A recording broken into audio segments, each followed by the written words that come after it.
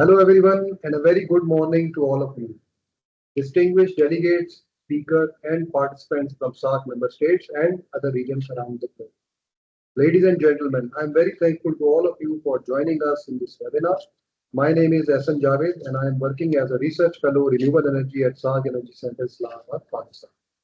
I shall be moderating today's webinar, the aim of which is to discuss the potential of hydrogen technology and to explore what policy and regulatory changes are needed in the SAARC region. The webinar shall include presentation from Speaker Subrajit Dattare from India. Dear participant, you still have the opportunity to ask questions to the presenter. You may send in your questions at any time during the presentation. We will collect these and address them during the question answer session at the end of presentation. With this, now I would request Mr. Abdul Rashid Jokio, who is the Director of SAARC Energy Center, for his opening remarks. Over to you. Thank you, Yasin. Dear participants and speaker of the webinar, good morning, everyone. I am Abdul Rashid Jokio, Director SAARC Energy Center. It's my great pleasure to welcome you all at this SAARC webinar on hydrogen as energy carrier. As a technical arm of the SAARC Secretariat, SAARC Energy Center has undertaken various initiatives to promote cross-border energy trade, foster renewable energy development, promote rural electrification, enhance energy efficiency, build capacity of the energy professions of the South Asian region, etc.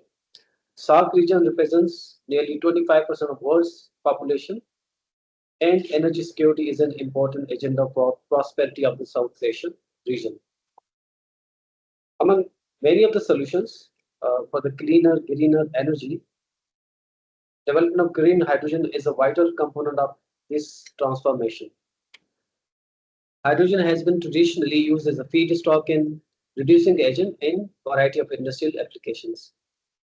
The global hydrogen use was 95 million tons, mainly in petroleum refining, fertilizer manufacturing industries. Hydrogen demand is growing annually, 83% per annum, with usage concentrated in traditional applications, refining industry. It is expected that by year 2050, its usage shall also grow to nearly 150 metric tons in other sectors such as power and transport.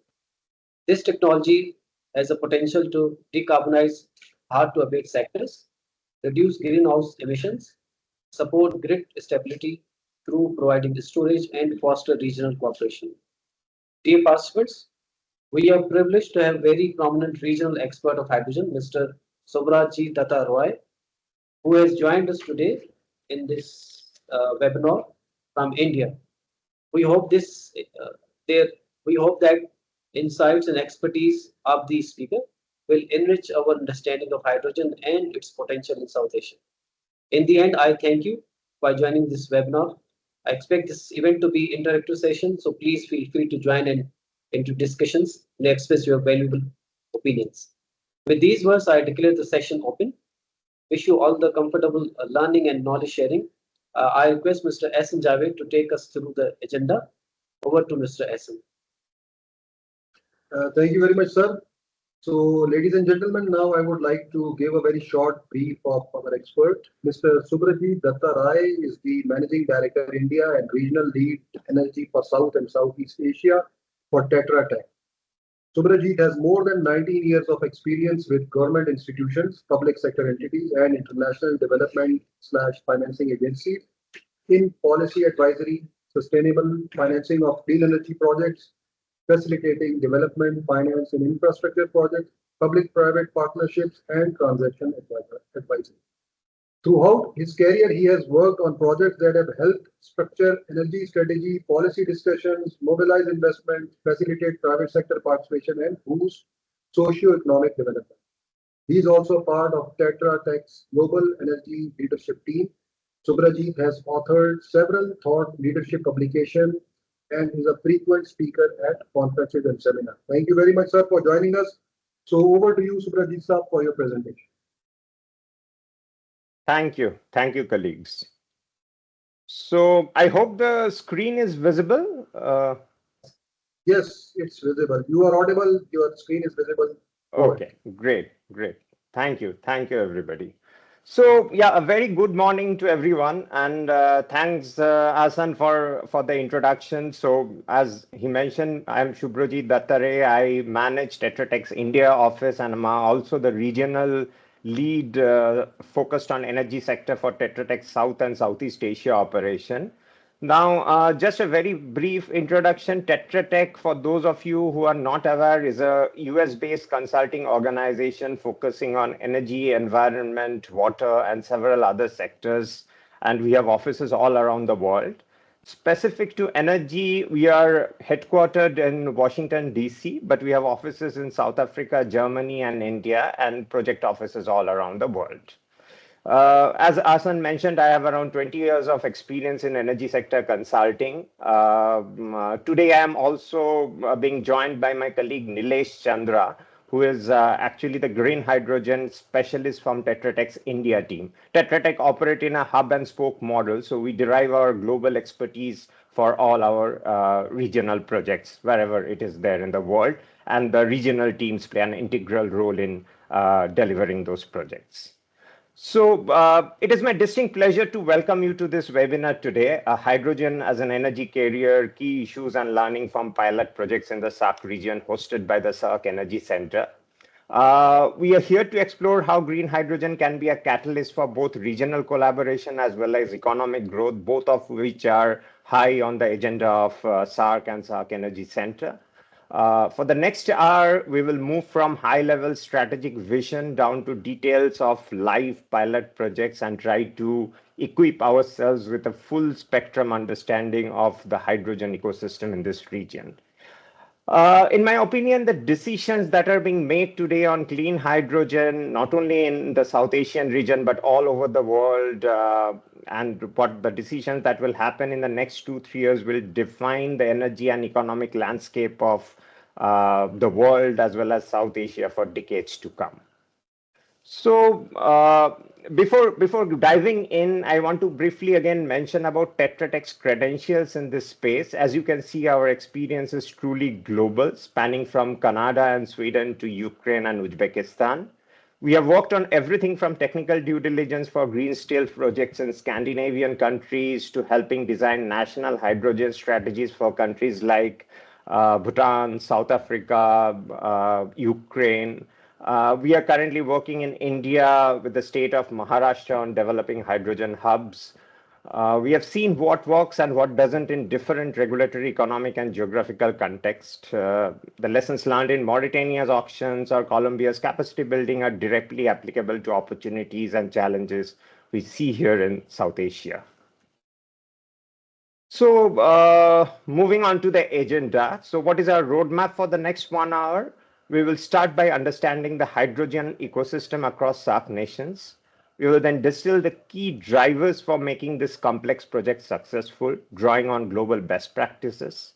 We'll then review the exciting progress on pilot projects happening right now across the region. We'll then look at 2 case studies before concluding with a summary on the key success factors for developing hydrogen projects for commercialization of hydrogen projects. So moving on with the first section, hydrogen ecosystem in SAARC countries. We'll start with India, India's National Green Hydrogen Mission, which arguably is the cornerstone of the region's hydrogen strategy. This was launched in January 2023 and is a comprehensive framework designed for global leadership in hydrogen areas. What is the objective? Very explicit goals to make India a global hub for production, usage, and export. The target of 5 million metric tons per annum by 2030 with the potential for 10 MMT is not arbitrary. It aligns with projected global demand and domestic needs for fertilizers and refining. What's the expected outcomes? To see that, let's break down these numbers. So 125 gigawatt of RE capacity addition is massive. So currently India's solar capacity is still around 118 gigawatt. The INR 8 lakh crore or USD 95 billion investment that has been earmarked for this mission signals a whole of economy approach. 600,000 jobs will be created, which will require coordinated skilling programs. There are certain strategic interventions that have been identified to make this program a success. Of course, foremost importance is tackling the markets. So export is a potential avenue. For example, green ammonia to Europe. Substituting imports, replacing gray ammonia in fertilizers and saving in foreign exchange is also being looked at. Domestic demand boosting in the refinery sector, steel, mobility. So how can emission reduction targets and mandates drive demands in the domestic sectors are also being explored. The SITE program, which is the strategic intervention for green hydrogen transition, is actually for incentivizing supply and is the financial engine of this entire mission. Around USD $2 billion or 17,500 crores have been earmarked for this in Indian rupees. It provides direct financial incentives for two critical interdependent parts of the supply chain. Number one, electrolyzer manufacturing, which will let India avoid import dependence, and also green hydrogen production to bridge the initial cost gap, which most of us are aware is still there. The key enablers for this, for a success towards this mission are number one, resources. So for example, financing, renewable energy banking mechanisms, transmission, facilitating availability of power, and of course, crucially, water. This acknowledges the water challenge upfront. Number two, infrastructure. So ports, refueling station, hydrogen and pipelines, everything is integrated into the planning of the mission. Regulation and standards are also critical for safety and interoperability. Without India coming up with its own standards for hydrogen equipment, insurance remains a challenge and again results in cost rise. Skill development, the coordinated skilling program and online portal measures like these are essential to create a workforce from engineers to welders who can work with hydrogen safely. The scale of this mission can be compared to India's earlier successful push for solar power over the last decade. But we see an even greater focus on industrial decarbonization and global leadership at this time. What are some of the state-specific action that are happening in India and the phases that we see and some of the pilot initiative on different key sectors? So the mission is activated through a phased approach with competitive federalism, as India likes to call it, built into it. So the phase one, lasting from 2023 when the mission came into existence and till next year, 2026, is basically the phase for demand creation and cost reduction. The focus is on increasing electrolyzer manufacturing and targeting hard-to-abate sectors like steel and shipping. The financial outlay has been precisely outlined, $2.2 billion or 19,744 Indian rupees crores, out of which 2 billion is for the SITE program, as we mentioned earlier. 171 million US dollar is allocated for pilot projects and 46 million US dollar is allocated for research and development initiatives. This shows a focus towards building manufacturing capacity, but at the same time not neglecting the pilot initiatives that needs to be channeled by the government as well as the R&D initiatives. The timeline is clear. The goal is for green hydrogen to be cost competitive in phase two, which will span from 2027 to 2030. And this will enable deeper decarbonization and commercial scale projects in steel, mobility, and shipping, along with new pilots in rail and aviation. Now let us come to some sector-specific pilots. For example, shipping, where 115 crores INR or $13 million have been allocated to start with. This focuses on two pillars: retrofitting existing ships, a huge global market, and developing bunkering and refueling facilities, which is the critical infrastructure for green shipping corridors.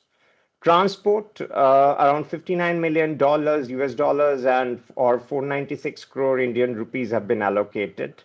This budgetary support will go towards technology development, for example, fuel cell and ICE propulsion, and infrastructure development like refueling stations. So basically attacking both sides of the chicken and egg problem that exists in the transport sector. On steel, around $54 million has been allocated, INR 455 crores. This is a long-term bet. Pilots will support the use of green hydrogen in DRI process, which seems to be the most logical pathway. Blast furnaces are also being considered, though it is still remains a technical challenge, a huge technical challenge rather, and general fossil fuel substitution in steel manufacturing processes. Now, we mentioned about competitive federalism. So the list of states with their own green hydrogen policies and incentives are increasing. Andhra Pradesh, Maharashtra, Rajasthan, West Bengal, Gujarat, Tamil Nadu, Kerala, Uttar Pradesh have already come up with their policies and shows nationwide momentum. States like Madhya Pradesh and Orissa have included green hydrogen related policies, incentives, and other aspects in their RE policies. Several other states are in the process of developing as we speak, for example, Haryana, Kerala, and Punjab. Also, it is to be noted that there are several states, Gujarat, Tamil Nadu, Kerala, but also Andhra Pradesh, as we'll see later on, and Maharashtra, where we are working seriously on developing green hydrogen concepts. The development are at various stages. Some are still at a concept level, while in certain cases, this has progressed ahead of the conceptualization stages and are in more advanced stages. So this green hydrogen hubs will be clusters where the infrastructure will be shared and cost will be driven down. Next, let's see what our Himalayan SAARC member country Bhutan is doing. So Bhutan's roadmap is actually a strategic masterclass in leveraging innate strengths for targeted impact. It is being touted as Himalayan hydropower to hydrogen, and which will help Bhutan in maintaining its carbon neutral prosperity. Now, we all know what Bhutan's key strengths are, significant hydropower potential, and 2.3 gigawatt has already been commissioned, and several other projects are in pipeline. Just considering the technically and economically viable hydropower potentials. So farm RE power from hydropower is a major strength for hydrogen production. Also, ample freshwater reserves, 70.6 billion meter cube annual flow mitigates the water risk that plagues several other regions around the world. Bhutan outlined its strategic roadmap to develop green hydrogen ecosystem with clear targets in June 2024. Again, Tetra Tech supported the government of Bhutan and Department of Energy in developing this roadmap. The plan included laying the foundation with policy, technology, and infrastructure development, growth and diversification in hydrogen use across sectors, and rapid market expansion. 3 focused avenues were identified to use Bhutan's green hydrogen. Mobility. The number of hydrogen-powered vehicles is projected to reach 2,700 by 2030 and 44,000 by 2050. And to meet this, 370 megawatt of electrolyzer capacity will be required by 2050. Emerging industries in Bhutan were also identified, for example, ferroalloy, steel, and cement production, which will demand more and more energy. This challenge can be addressed by using green hydrogen to an extent. So Bhutan can enhance its security, remain carbon neutral, and drive further sustainable growth by integrating green hydrogen in this small but rapidly expanding hard-to-abate industries. Export, though, of course, it's a landlocked country, so transportation will become a major factor, but still cost competitive renewable electricity from hydropower plants provides a competitive advantage to produce export-ready hydrogen. Some niche products for exports could be studied, and that's actually in the roadmap plan. For example, green steel, nitrogen-based fertilizers, green methanol, sustainable aviation fuels, and synthetic fuels. Bhutan has announced its first green hydrogen pilot plant at Gedawam near Thimphu Paro Highway. This plant is expected to begin with a 1 megawatt facility and scale up to a 5 megawatt electrolyzer with on-site refueling infrastructure. We'll see further details on some of Bhutan's other pilot initiatives in subsequent slides. Moving on to Nepal. Nepal shares Bhutan's hydropower potential but faces more complex topography and infrastructure challenges. The 2045 target of minimizing emissions and becoming sustainably and achieving a net zero by 2045 is very ambitious. It is estimated that in 2019, Nepal emitted 23 million metric tons of CO2, which is projected to rise to 34 by 2030 and 79 by 2050 under business usual scenarios.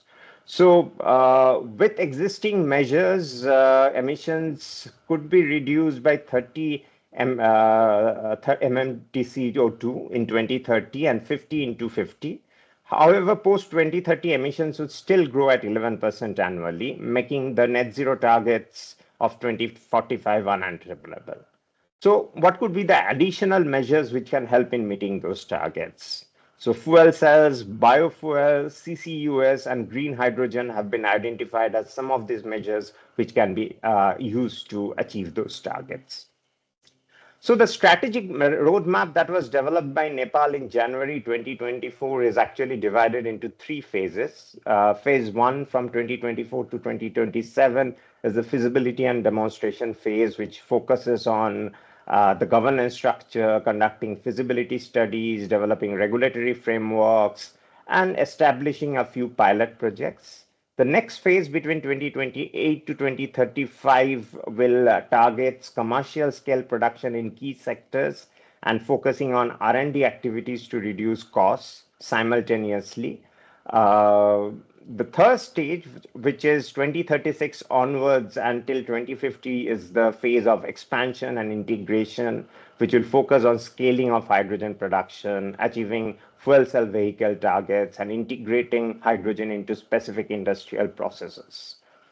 Some of the expected outcomes laid down in the roadmap are very explicit, number-oriented: creation of jobs, reduction in fertilizer imports, replacement of coal, replacement of diesel.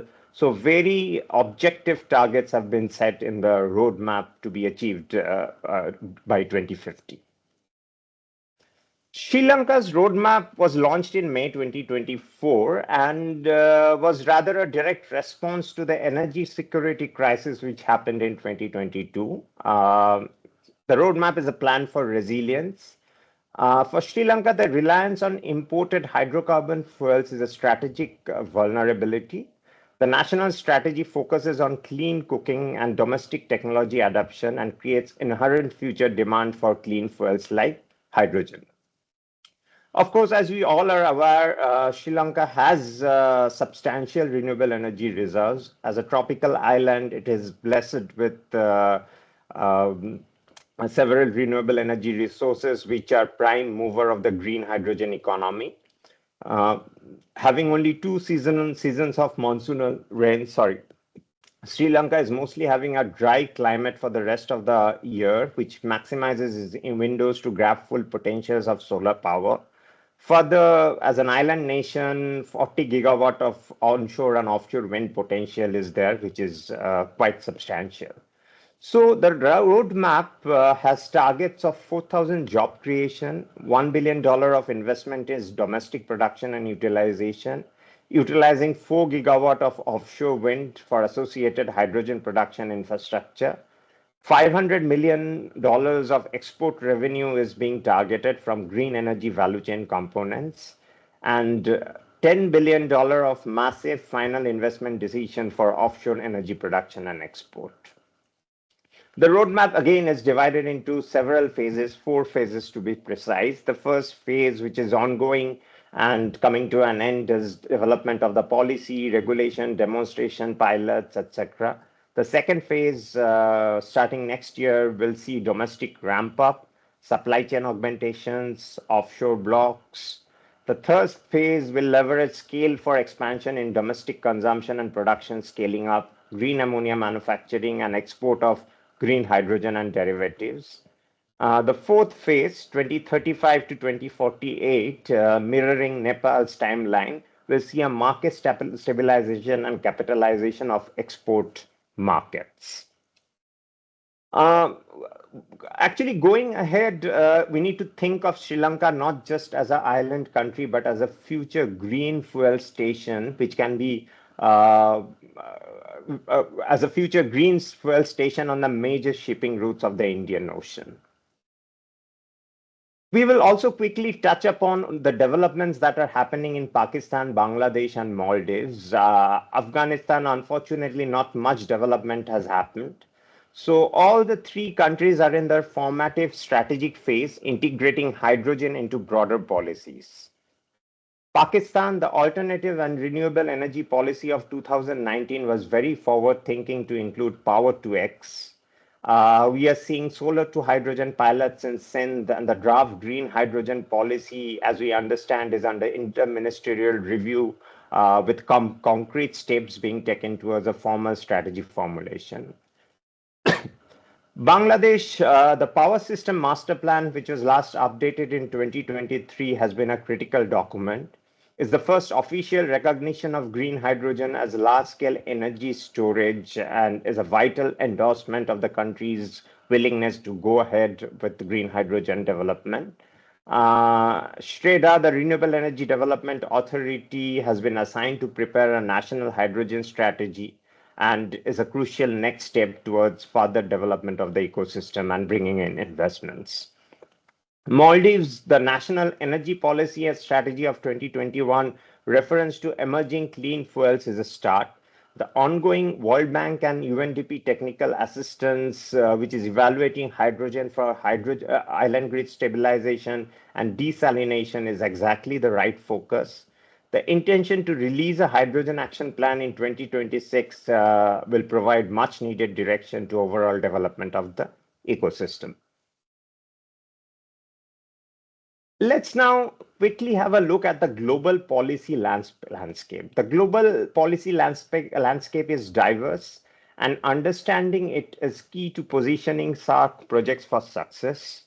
Different regions are actually employing different models, and each has a lesson for us in this region.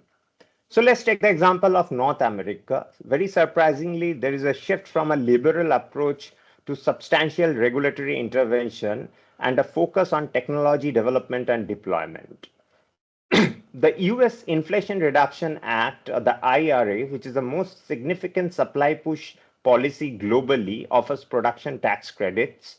However, we need to be conscious about the One Big Beautiful Bill Act, which recently came in and which seeks to amend the IRA. This only highlights that this is still a rapidly evolving space, and policies must be adaptable, and initiatives and investment decisions must also take into consideration several factors. In Europe, the big bang of strategies in 2020 was the European Union's hydrogen strategy. The key move there was from fragmented approaches to overarching strategies and concrete targets. The EU's focus is on technology leadership and rollout, creating massive demand pull through mechanisms like the carbon border adjustment mechanism. In Asia, the approach has been stringent planning for global competitiveness with strict public price and performance requirements. This describes Japan and South Korea's strategies, which are focused on securing technology leadership and supply chains for their industries like Toyota, Hyundai.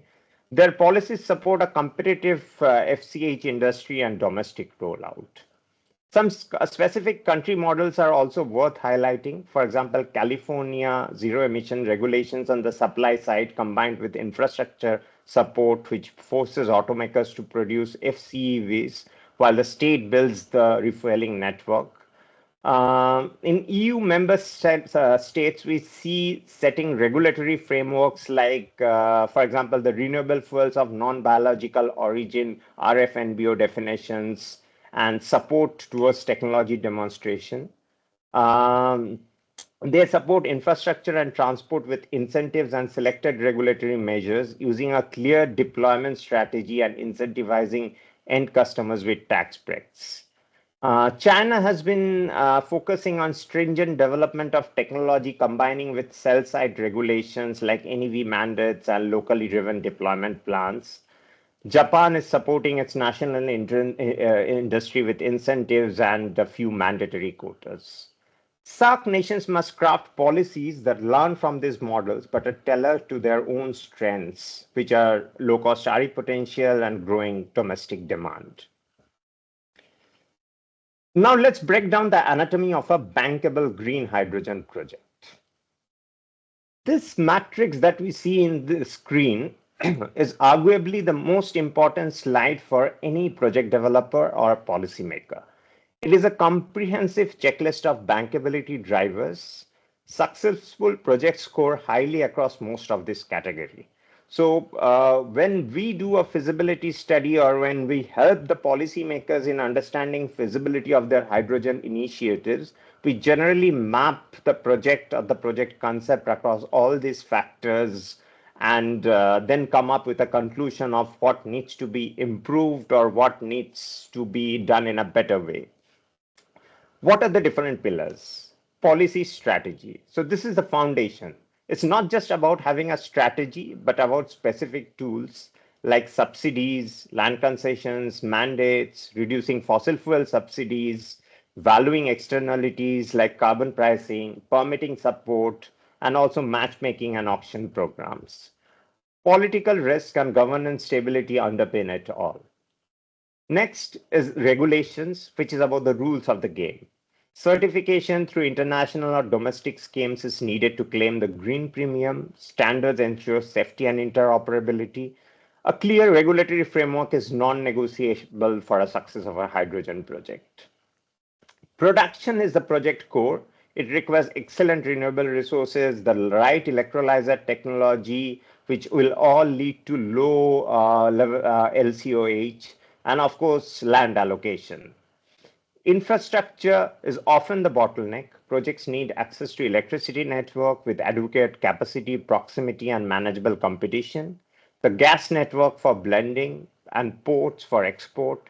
Hub clustering, as we saw earlier, is mentioned because it's very effective. Stakeholder support is listed under infrastructure because without social license, infrastructure can't be built. Then we come to market. Of course, any project, not only hydrogen, must have a buyer.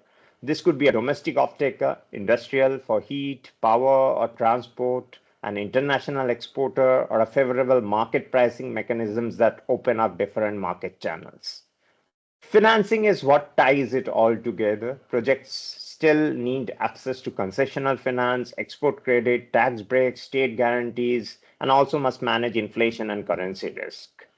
The environmental and social aspects are very important and are basically the license to operate, human resource availability, community support, environmental stability of the site, and low environmental sensitivity are crucial factors for success of a project. This slide provides a detailed taxonomy of the specific financial instruments government can use, categorizing them between supporting supply, that is manufacturing, and supporting deployment, that is project development. While we'll not go into depth on each of this, let's quickly highlight a few important ones in the SAARC context. Investment subsidy, which is basically a one-time non-repayable grant. The example given is CATL's battery facility is in Germany. This is also directly analogous to India's site scheme for electrolyzer manufacturing that we talked about. Tax break, reduction or exemption from taxes.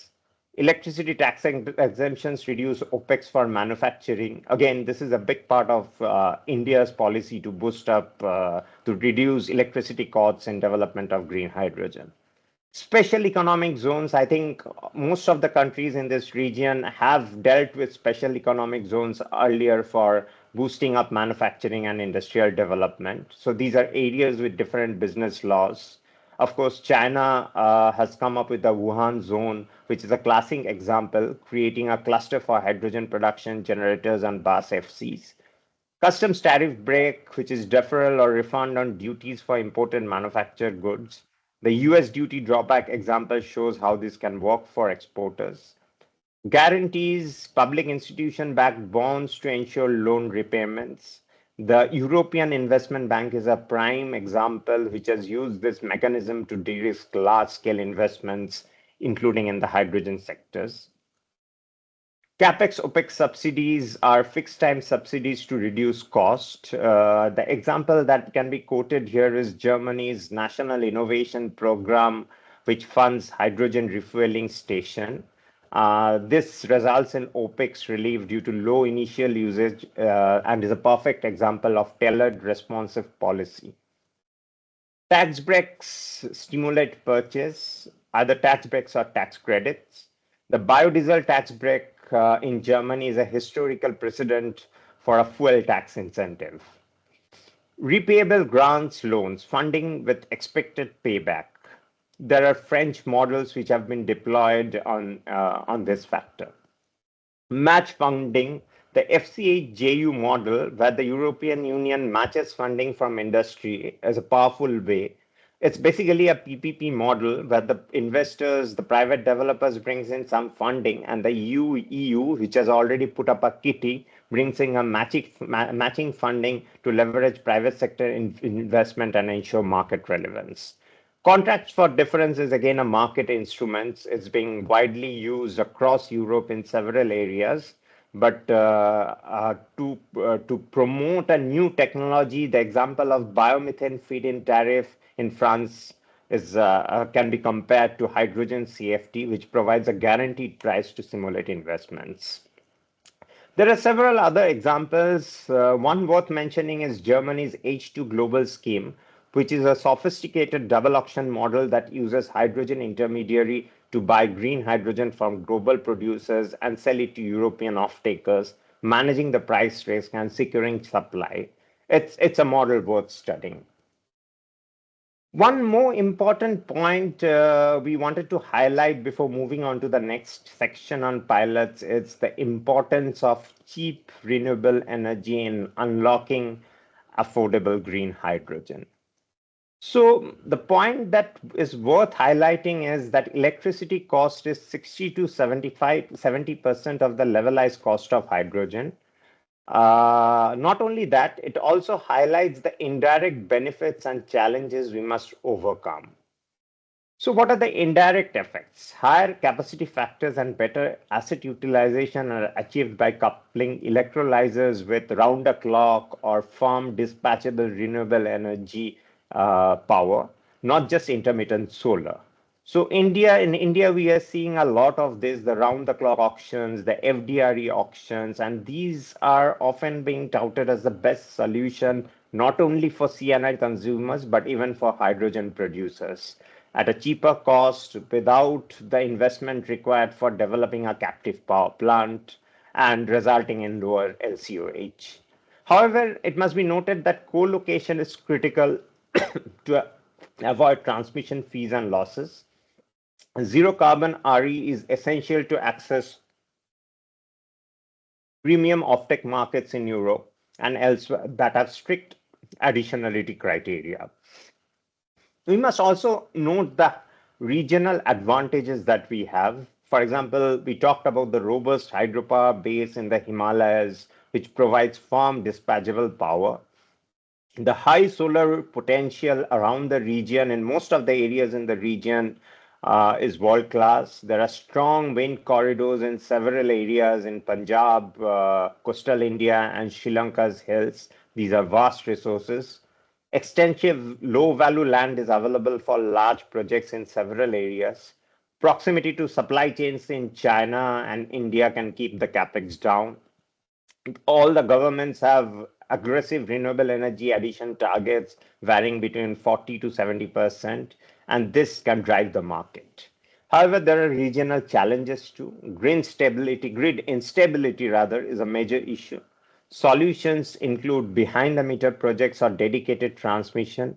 Seasonal variability from monsoons require careful planning and potentially seasonal hydrogen storage.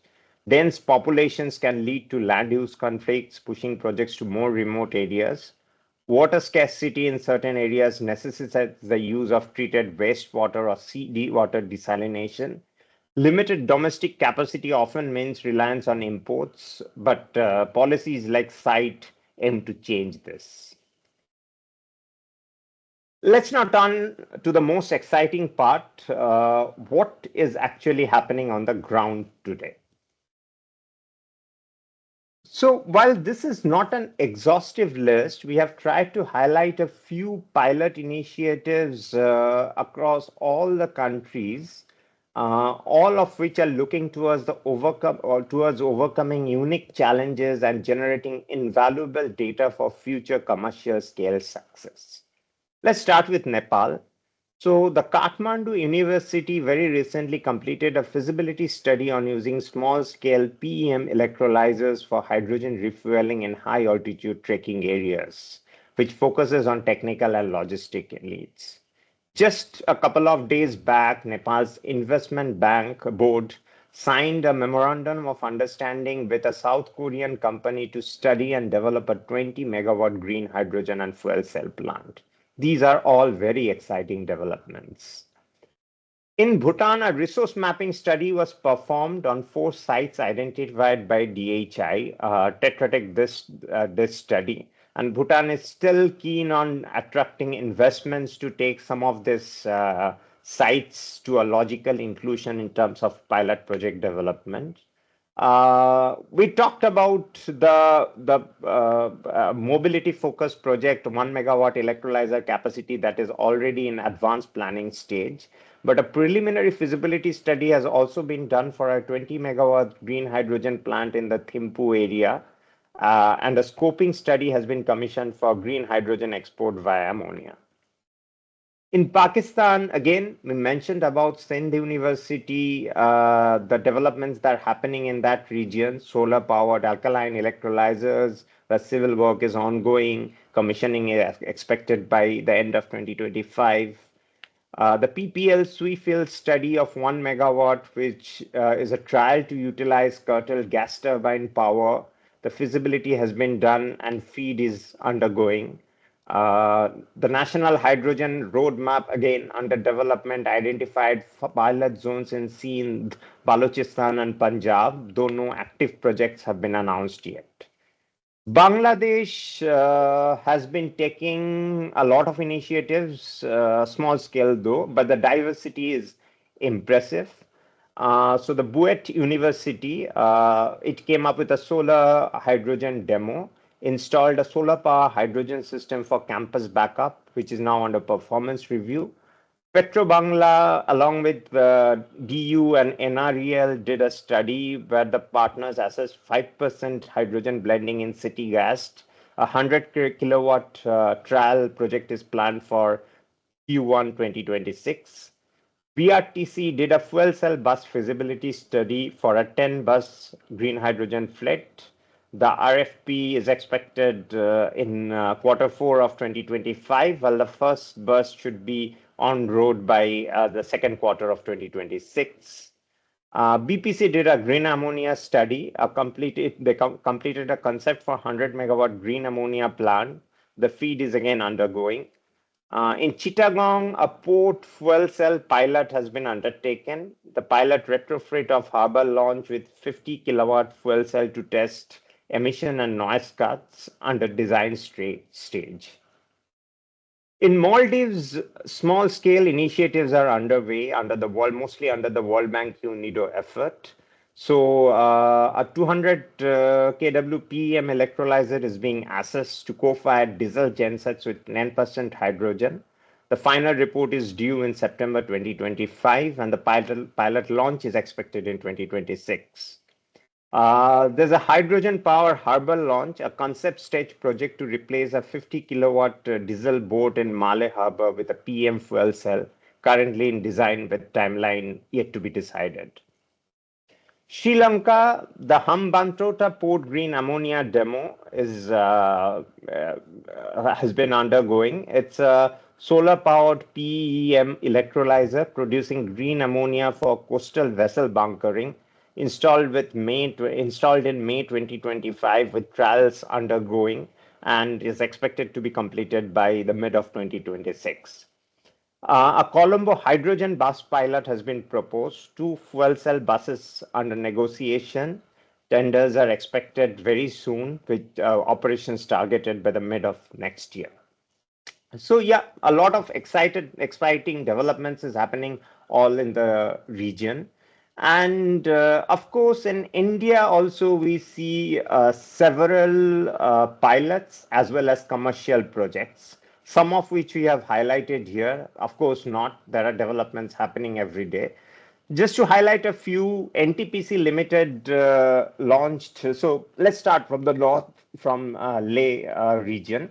So NTPC Limited launched a first commercial hydrogen fuel cell bus service in Leh, deploying 5 buses and establishing the world's highest green hydrogen fueling station powered by a 1.7 megawatt solar plant as a part of its green hydrogen mobility project. Similarly, in Leh, the Indian Railways did a Lok green hydrogen demo, a 1 megawatt PM electrolyzer powering an H2 fuel cell shunting locomotive. Factory tests have been done and on-site trials are to start in September 2025. Coming down in Haryana, Panipat, a 5 TPD PM electrolyzer for refinery H2 has been under discussions by the Indian Oil Corporation. Mechanical completion is expected in August 2025 with commissioning underway. In Delhi, Haryana, and Uttar Pradesh, IOC has been targeting trials of fuel cell buses, 15 fuel cell buses to be precise. In Dadri, in Uttar Pradesh, NTPC, the national power generator, has a pilot AEM hydrogen generation plant which was commissioned in November 2023. In the Northeast, Oil India Limited developed India's first green hydrogen pilot plant with an installed capacity of 10 kg per day at its Jorhat pump station in Assam in April 2022. This is also undergoing an expansion. Coming to the western part and some of the private sector-led initiatives, so ACME and NTPC in Rajasthan developed a 100 megawatt PM electrolyzer co-located with solar PV. EPC was awarded in April 2025, and the first tranche of 25 megawatt is expected to be online by the end of this calendar year. Renew Power, again a major private player in the renewable energy sector, which is now also getting into hydrogen, is developing a 10 megawatt demo electrolyzer producing green ammonia for local fertilizer blenders in Bikaner in Rajasthan. The commercial scale RFP is expected to come very soon. GAIL in Madhya Pradesh is planning a blending of 2% hydrogen in its CNG network and 5% into PNG network at the city gas station in Indore. Coming to Gujarat, Surat, NTPC initiated blending of green hydrogen in its PNG network. Adani in Gujarat is developing green hydrogen plants in Mundra in Kutch. In the first phase, it's a 50 megawatt electrolyzer, which is planned for expansion up to 500 megawatt. Feasibility and land interconnection has been secured. Again, Renew is developing a 220 KTPA green hydrogen project in the southern part of the country in Vinziam port. Orissa on the east is also seeing development by private sector players like ACME in the Tata SEZ in Gopalpur, a green ammonia project. In Tamil Nadu, the same private sector player is developing a 1.2 MMTPA green ammonia project. There are 3 hydrogen hubs under development in Kandla, in Paradeep in Orissa, and in Tuticorin in Tamil Nadu.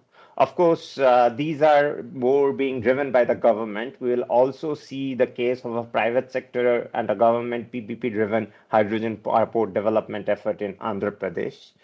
So one thing worth noting is that while the Indian PSUs, the public sector enterprises like NTPC, IOCL, BPCL are actively pursuing hydrogen projects, the private sector in India, including corporates like Reliance, Adani, Renew, and even startups like Hygenco, newer players like Avada, ACME are also driving the hydrogen economy through both partnerships with PSUs as well as through independent efforts. The other point worth mentioning is that the Petroleum and Natural Gas Regulatory Board, PNGREB, is prioritizing the use of national gas transmission pipelines of 33,000 kilometers for blending of green hydrogen with natural gas. A World Bank study was done very recently on the overall architecture of this mechanism. On pilot projects, we also wanted to highlight two very recent developments on hydrogen-based auctions that happened in India in the very recent past. So, as we mentioned, several major oil and gas companies like IOCL and BPCL are going ahead with their own initiatives, and these two players, Indian Oil and HPCL, recently came up with two tenders. So Indian Oil's Panipat refinery is expanding from a capacity of 15 to 25 mmtpa, and its additional hydrogen requirement is expected to be 84,000 mtpa, and this is partially to be fulfilled by a 10,000 mtpa green hydrogen plant. So in order to procure this 10,000 MTPA green hydrogen, in September 2024, IOCL floated a tender, green hydrogen generation unit of 10 KTPA capacity on build own operate basis at Indian Oil Corporation Limited, Panipat Refinery. Some of the key features of the tender were, of course, a production capacity of 10 KTPA per year for 25 bid years. Selection was on lowest quoted price for per kg of hydrogen through the reverse auction method. More than 6 bids were submitted, and the price discovered was 397 rupees per kg, which translates to around $4.67, including 18% GST, the tax. So this is 27% lower than the global average cost of producing green hydrogen at the moment. The successful bidder was L&T Larsen & Toubro Energy Green Tech, which will supply green hydrogen to IOCL at the price mentioned, 397 rupees or $4.67. Other bidders were NTPC, who quoted $4.68, Renew, whose quote was around $4.79. The other significant tender that happened was by the HPCL, Hindustan Petroleum Corporation Limited. HPCL operates a 15 million tons per annum refinery at Vizag in Andhra Pradesh. Various units in the refinery consume grey hydrogen. The company intended to partly replace grey hydrogen with green hydrogen. So in October last year, HPCL invited bids to supply 5 KTPA green hydrogen for 25 years on a build own operate basis. The winning bidder must build the hydrogen unit, conduct pipeline secure right of ways, and ensure seamless integration with HPCL's distribution network. So it was again a tender for 5 KTPA for 25 years, and selection was done on the same methodology, lowest quoted price per kg of hydrogen through reverse auction. 8 bids were submitted, and the price discovered on this were even lower. So 328, but yeah, it's excluding GST. But I think even with GST, this comes to around $3.82. So slightly more than $3.82, of course, at 18%, but lower than the 4.67 price that was discovered at Indian Oil.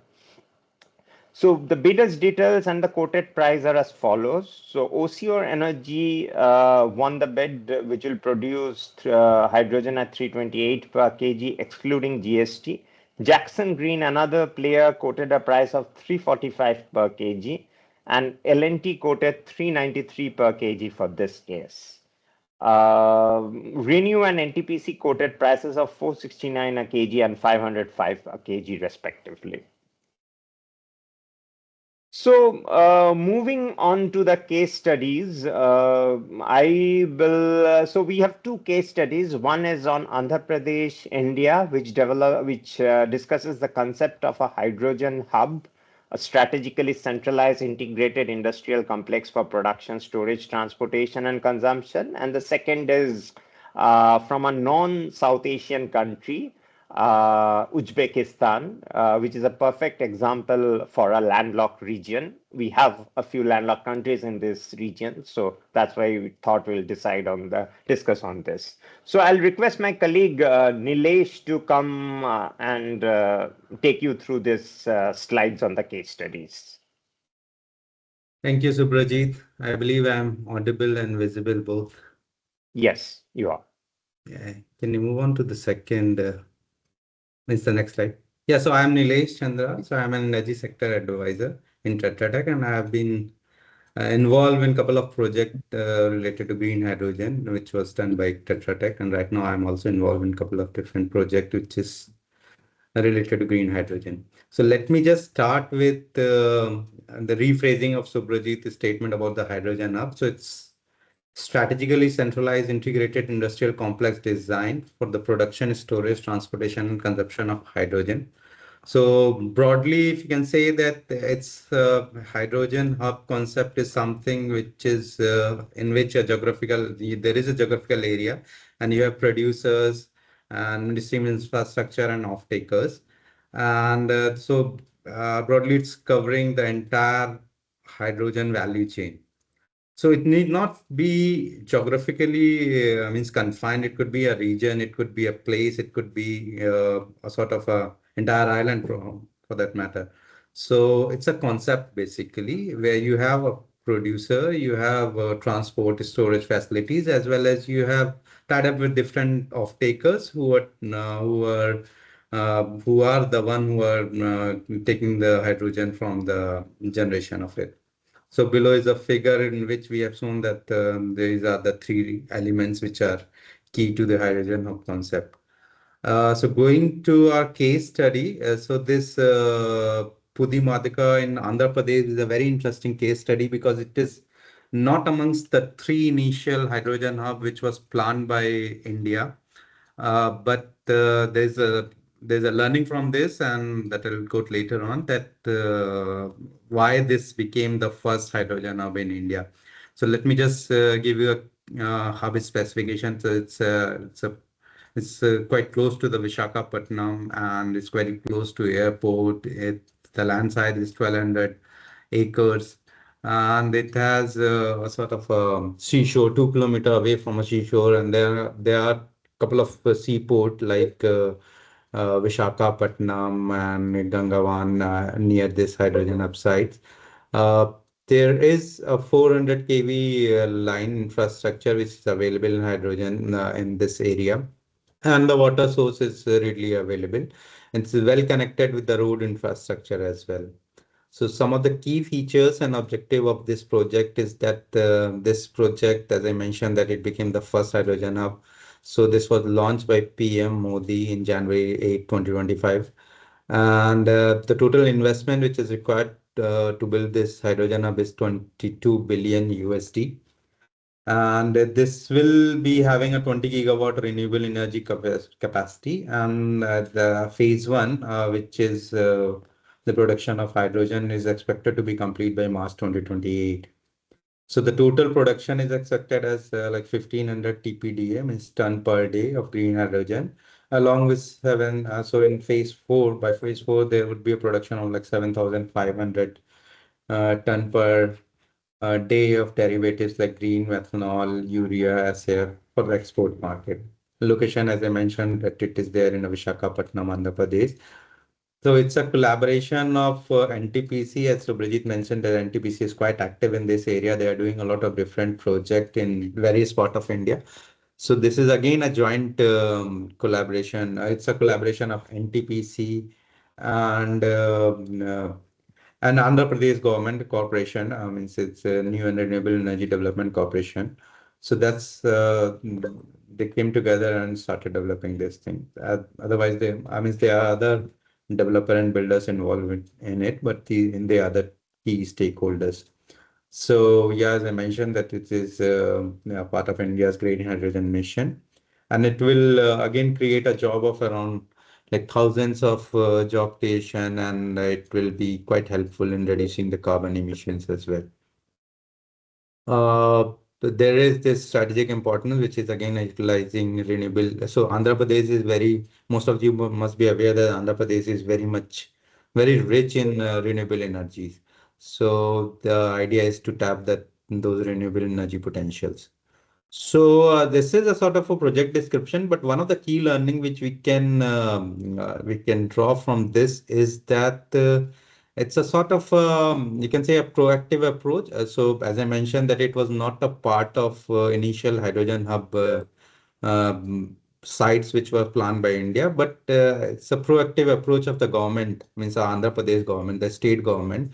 And then there is a lot of cross-sectoral collaboration involved, which help in making this site technically and economically viable, feasible, and thus making it the first site. So very uh, learning from this project would be that a full collaboration and proactive approach is very much required, because you have so construction itself comes with a lot of challenges, but then there are policy constraint as well, and then you need to just come over a sort of in that matter, if I can say, that means allocating a land, means identifying renewable sources could be a challenge in an area. So this is practically possible by the private players as well, but government approvals and I mean, so sort of approval and what you can say means go ahead is required. So this can only be done with the proactive approach of a state government. Yeah. So next slide, Subrajit. So this again, as Subrajit mentioned, it's a very interesting case study. It's in Uzbekistan. It's not a SAARC nation, but again, it's a landlocked country. It has some advantage and it has some challenges which it overcome to make it a sort of a central place for the entire region, for the entire Central Asia, as a role model for producing a green hydrogen. And there are other countries like Kazakhstan who's following its step, and now they're also developing a green hydrogen hub. So I was involved in a project that was a USAID project in which we did a feasibility study, a sort of a resource mapping, in which we came up with 5 different sites, which could be, so initially we shortlisted the 5 different sites in different region based on its location and other aspects. And then we did a quantitative analysis to understand that which could be the best site among these 5. So we look after the renewable sources, the wind, the solar, and we identify the off-takers, which are the part of a particular region, and the water stress, as you know, that water is very much important for the production of hydrogen. And then you have to look up that after the infrastructure, means what type of road network is available, whether they are gas pipelines, whether they are renewable infrastructure available, I mean, the transmission network. So that is again a study which we did, and we came up with 5 sites, and then we did a quantitative analysis. I came up with that site which is Zara First. So actually, that site was initially we shortlisted the site which was towards the north, but then we bring it down to Novai region because it has what you can say means economic zone, free economic zone. So they call it free economic zone, the same as SEZ in our region. So that gives a lot of tax rebate and incentives to the producers. So we just bring it down, and so that was not only the region, there was this wind capacity with good wind capacity available. So that also we wanted to tap. So we bring it down to Novai region, and that is what we propose. So Uzbekistan is going ahead with whatever we propose, and there was some pilot going on earlier also, but now they are considering the location which we propose, and the current project which right now is going on there. Let me give you some brief about that. So something like about the Uzbekistan, it's a Central Asia country with a good solar and wind resources, and they have this in 2021. They came up with this emission reduction targets. So that was one reason why they are going ahead with hydrogen, because you see that Uzbekistan is quite dependent on natural gas, and means natural gas is a direct means you can means it's a direct emission, means it's simply the carbon dioxide emission. They are having power plants where they use natural gas and it directly emits a lot of emission. They have refineries, they have fertilizer plants. So all were using a natural gas and gray hydrogen. and they are actually means directly impacting the environment and environmental health of the nation. And with this target and all, they tried to build a hydrogen hub so that that will directly help in reducing the carbon emission. So the project right now they are planning is 500 megawatt of green hydrogen, and that the total output is expected to be 100 KTPA. It is basically catering the domestic demand of Uzbekistan in first phase. Later on, they are also trying to go with phase two, which would be a 2 gigawatt project. The key stakeholders involved in this are Uzbekistan through Ministry of Energy with government of Uzbekistan, and then there are EPC contractor Aqua Power is doing a lot of work in those regions, and they are also building this hydrogen hub. Siemens Energy is also providing a technical like equipments and all. The development bank like ADB, EBRD, they are very much involved in funding those projects. The technical partner is Arena, and then there is Uzbekistan University National Research Institute is also involved in providing those technical know-how. The total capex is 1.2 billion USD for phase one. There is potential job creation of 22,000 direct as well as 5,000 indirect roles. The expected CO2 avoidance would be 400 KTPA. The strength is energy security because they are heavily relying on natural gas. So they want to just bring or develop something like green hydrogen to help them in energy security. There are a couple of challenges to develop this project. One is these challenges is already told by Subrajit, like grid integration. But the important thing is how you are going to mitigate those things. So they have developed a battery storage and demand side management to overcome the grid integration. Water availability is a challenge, but the region which we propose it has a good amount of groundwater. But those groundwaters are brackish, means it's a combination of fresh water as well as salty water. So you need an effluent treatment plant as well. Regulatory framework again is a very key, means every country, every region has to think over it. You need to have a proper standards for safety guidelines and all, because producing hydrogen is a one thing which you can, I mean, say, obviously it requires a safety standard, but transporting and keeping it safe is another thing, means hydrogen is quite an inflammable chemical. So financial risk again is very much involved, and for those you need like government guarantees and concessional loans, etc. So the current status right now is that phase one is already in the development, and phase two is expected to be phase one is expected to be completed by 2030. So there is a typo. So phase two is expected to be completed, which is 2 gigawatt by 2034. So that 2030 is a deadline for phase one only.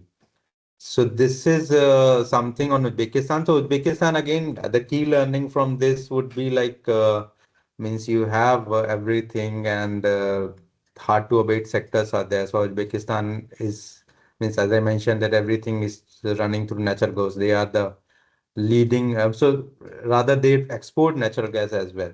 So one of the the key learning was be that for a country or region to unlock, means how to unlock the full hydrogen potential as a driver for economical growth, and to to reduce the hard to reduce emission for hard to abate industries.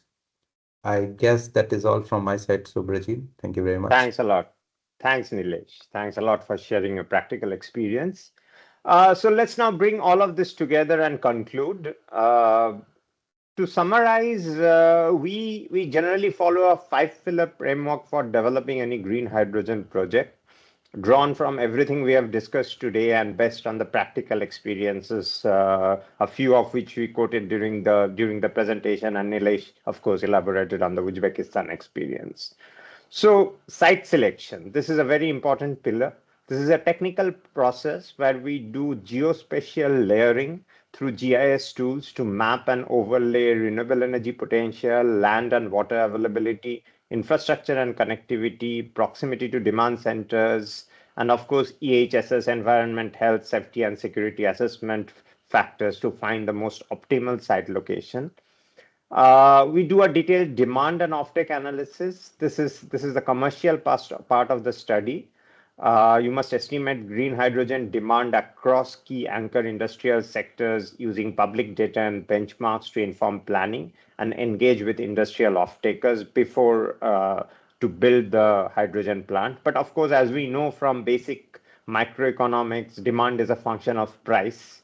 So the next point logically is the economic and financial viability, where we do financial modeling, economic modeling to assess the cost components, the capex and opex for a hydrogen plant, the incentives, the revenue streams under different scenarios to understand the financial metrics. Generally we model different financing structures and risk mitigations tools, and also interact with the government and the developers to understand what kind of policy incentives might be available as per policy provisions, beyond policy provisions, what kind of process streamlining can help the developer in reducing other cost elements. And that is basically the policy economic ecosystem pillar of this framework, which is about alignment, where we ensure policy and incentive frameworks are also aligned with national and international benchmarks to ensure bankability. Sometimes while doing this, we offer recommendations and a roadmap to governments. The final structure is the development model. The outcome of all previous assessment is choosing the right development model, whether it will be a PPP or a government-driven project, how renewable energy will be sourced, whether it will be through captive renewable power or through third-party open access where such provisions exist, how much of government incentives would be leveraged, what kind of financing mechanisms can be thought of, is viability gap funding possible, capital subsidies possible, what kind of tax breaks can be there, what could be the most optimal sources of securing debt and equity, how much of it can be concessional financing. So all of this finally goes into development of preparing the development model for a hydrogen project. So with that, we end today's presentation. We are open to listen if you have any questions and discuss on those answers. Of course, you might have, this is still an emerging area, so you might have questions on which we might not have current answers, but we can get back to you and we can discuss these questions. There are so many emerging developments, interesting developments happening. It's always an exciting prospect to discuss these developments in the form of question answers or merely as discussion points. So I would turn over the mic to our ACC colleagues with this. Thank you very much, Subrajit, for your excellent presentation along with your colleague Nilesh Chandra. It was an excellent presentation where you covered all the areas which we had identified in our webinar that they might be covered, and thank you very much for that. So, Subrajit, we will quickly go towards the questions. There are a few questions from our participants. But before that, I would like to announce that the presentation will be uploaded on SEC's official website after the conclusion of this session. Plus, any material which is shared by the expert will also be shared on our website. The video link of this webinar will also be shared on the website. So if anybody has missed the webinar or if he wants to listen to it again, they can go through our YouTube channel and they can watch the whole conversation again. So over to the question. The first question is regarding the water supply. So the question is that since the water required in electrolysis is nearly 15 to 20 liters per kilogram of H2, and keeping in view the scarcity of water South Asia, usage of water in South Asia, so how do you see the production of hydrogen coming in conflict with available water resources in South Asia? Thank you for the question. So yes, water is definitely a very important factor. So when we do the site mapping analysis generally when I'm saying we, I'm not talking about only Tetra Tech, of course. When any developer does a site mapping exercise to understand where hydrogen project should be optimally located, So the water stress levels, the water scarcity issues are feature very prominently. So a geospatial mapping, as I mentioned, is generally being conducted to understand how the water stress levels are handled and where these issues can be mitigated. Ultimately, it's about balancing the risk and mitigating the risk, all the risk that can come to the project while execution of the project.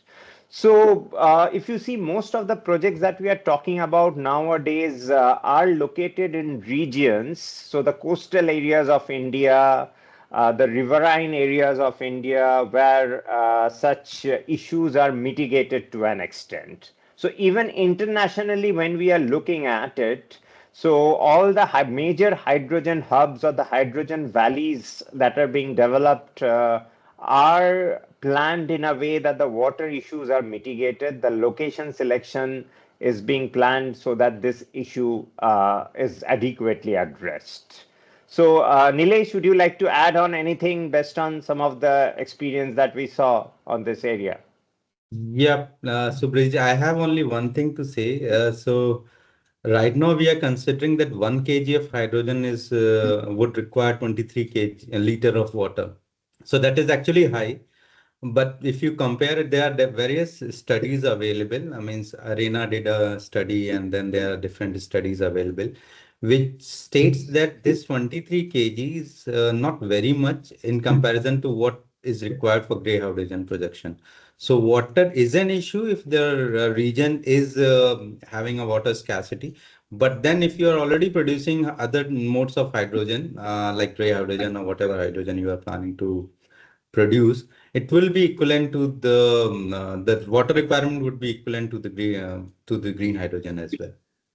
So it's a challenge, but it's not something which you are means you are replacing something and you are taking out a lot of water from the region or a ground. Thanks. Thank you. So another question is regarding the transport sector. The question is keeping in view the electric vehicles are on a rise globally and in South Asia also. How do you see the potential of hydrogen being used as a fuel in transport sector apart from the buses? I'm talking about the smaller cars and jeeps and this kind of transport. So yeah, again, a very interesting question, and that question that we face often. So I mean, I'm sure not only us, policymakers also deal with this. So at a point of time where we are just getting into electric vehicles, probably coming out of gasoline-driven vehicles, now we have already started talking about hydrogen fuel cell vehicles. So, how feasible it is, how practical it is, and how economically feasible it is also for the automakers. So, that's a question that we often deal with. But see, ultimately, it all depends upon how the policymakers see it. So if there are adequate incentives towards FCEVs that we see, the kind that we see in Europe or in Japan or Korea, so this can also be achieved. But the challenge will remain that in a fast progressing world, probably we are shifting too much between technologies. So, but that is true probably for the entire technology ecosystem, not only for hydrogen, not only for automakers, not only for automobiles, but for entire technology ecosystem. I mean, 2 years back, we are just talking about IT, OT, and now we are talking about agentic AI. So that's how everything progresses in the technology ecosystem. So probably this is the new rule of the game that is going to be there. So personally, I believe both of this will coexist. Electric vehicles and hydrogen cell vehicles will coexist. Countries like Bhutan will have to navigate their challenges, which have built in e-mobility as mobility as a large part of its hydrogen roadmap. Will have to see and economize between electric vehicles and FCEVs, and we will see how the economics ultimately work out. Nilesh, anything to add from your experience? There's one point which I wanted to add here. Means obviously the efficiency of electric vehicle is more than the fuel cell. So Right. electric vehicle obviously would be at the top of this requirement and application. But one thing worth noting is that hydrogen can be used in IC engine as well. Means hydrogen fuel Yeah. cell is the one thing, but you can directly use hydrogen in IC engine, means internal combustion engine. And then there are a lot of things which are happening. So if you want to pull a heavy load from electric vehicle, it's very difficult because you need to have a truck equivalent battery. But Hmm. if you are using hydrogen and you want to use it in a IC engine, then you can just simply put a hydrogen tank and you can drive those heavy lifting and all. So this is where hydrogen comes into picture. And then you see that hydrogen itself can be used as SAF, means for aeroplanes and all. So means for passenger vehicle, it doesn't make sense Right now. much. But Yes. for heavy lifting, for mining, if you're using means heavy movers like forklift or whatever it is, then hydrogen could be game changer. So if you That's all. see the applications we talked about in the policy slide, things happening in US, California are more driven towards those heavy lifting vehicles, the forklifts and all. So yeah, I mean, those are probably in the immediate terms, but gradually, right now, I agree with Nilesh. Hmm. Passenger vehicles right now moving into hydrogen, it seems to be a not economically viable proposition, but gradually we might see technology evolving and that also coming into the picture. Thank you. We also come upon the same discussion during electric vehicles versus fuel cell, and people keep on asking as to why you have an infrastructure for electric vehicles available. Charging stations are being developed right now, so now you are getting the electricity, then converting it to hydrogen, then using the same hydrogen for and moving the car. So it doesn't make any sense. But very rightly said that it could be have more potential in the industry, in the refinery, or maybe in the heavy duty trucks or buses. So thank you very much for this detailed answer. So last question, I think we have two more questions time. So for the participant, if anybody wants to ask any question from our expert, they can just raise their hand and we would allow them to ask them directly. Or if you want to type in the chat box, we will also ask on your behalf. So, Subrajit, another question is that how do you see the cooperation, regional cooperation helping in developing any large scale projects in South Asia? Do you see any potential for that? Like rightly said by you that India might be investing some projects in Bhutan, keeping in view their huge potential of renewable energy, and then or maybe in Nepal. So, do you see any other potential of regional cooperation in this regard?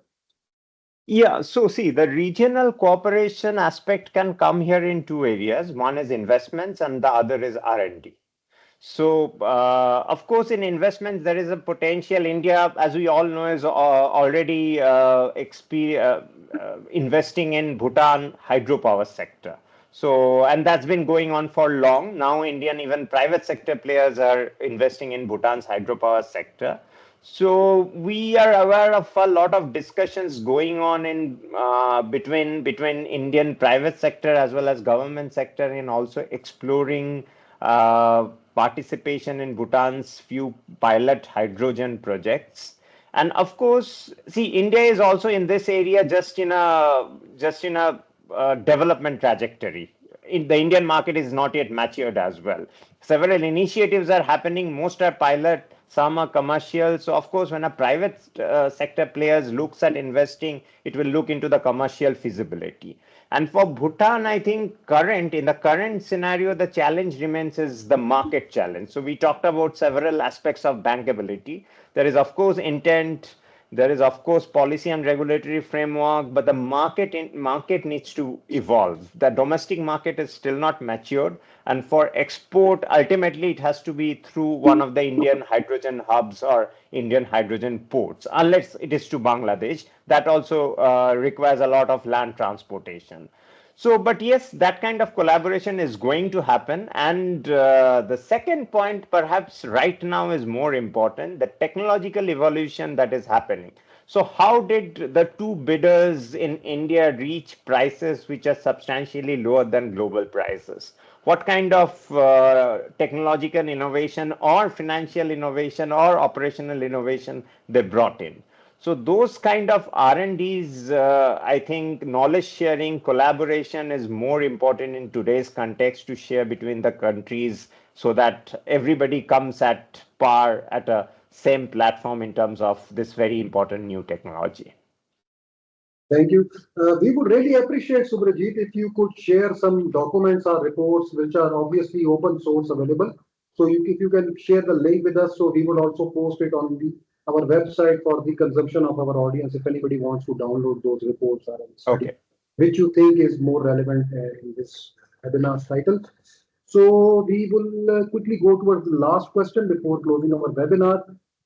Subrajit, what do you think about the potential of hydrogen in future in this region? Do you think it would be able to cover the local demand only, or how do you see it being exported into the international market? How much potential do you see it in the future? Because anybody investing in this technology would like to be sure how this consumption of this hydrogen would be there in the future. Of course. So yeah, so as I mentioned, India's hydrogen mission, a large part is focused also on export. It's not only, of course, domestic is there, but a large part of it is focused on export. So all the hydrogen hubs that are being developed, if you see, are on very near to seaports. The one Nilesh talked about is near the Visakhapatnam seaport, even the others in Gujarat, Tamil Nadu, Maharashtra are all being planned near seaports. So export is a potential, but then what is a challenge for export? The certification aspects. So that regime is still yet to evolve in India and of course in the other countries. So because Europe has very stringent certification norms, and so does the East Asian countries, which can be large consumers of hydrogen derivatives like green ammonia, etc. So that is a problem that we have to navigate through the certification regime and other aspects of hydrogen export. So once we evolve in that trajectory, I think export is definitely on the cards.